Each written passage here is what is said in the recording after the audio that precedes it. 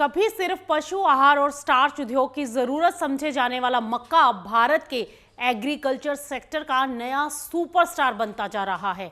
देश के खेतों में मक्का की बढ़ती खेती अब सिर्फ उत्पादन के आंकड़ों तक सीमित नहीं है, बल्कि इसका अंतर्राष्ट्रीय बाजारों में भी असर दिखाई देने लगा है।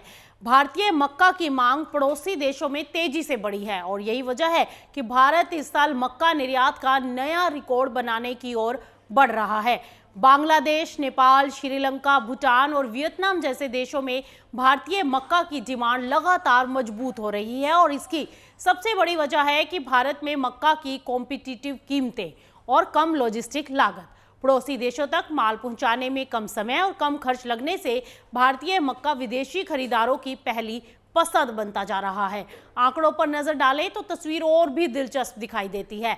मार्केटिंग ईयर 2025-26 के शुरुआती 5 महीनों में ही भारत करीब 10 लाख टन मक्का का एक्सपोर्ट कर चुका है और ये पिछले साल की समान अवधि के मुकाबले 3 गुना से भी ज्यादा है।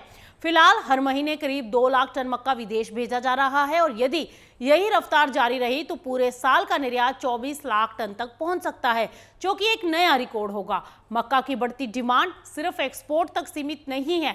देश में एथेनॉल उत्पादन, पोल्ट्री फीड और पशु आहार उद्योग में भी इसकी खपत लगातार बढ़ रही है और यही वजह है कि कई राज्यों में किसान पारंपरिक फसलों के साथ मक्का की खेती को भी प्राथमिकता देने लगे हैं। ऐसे समय में जब कृषि बेहतर बाजार और बेहतर कीमतों की तलाश में है, मक्का एक नई उम्मीद इस समय बनकर उभर रहा है।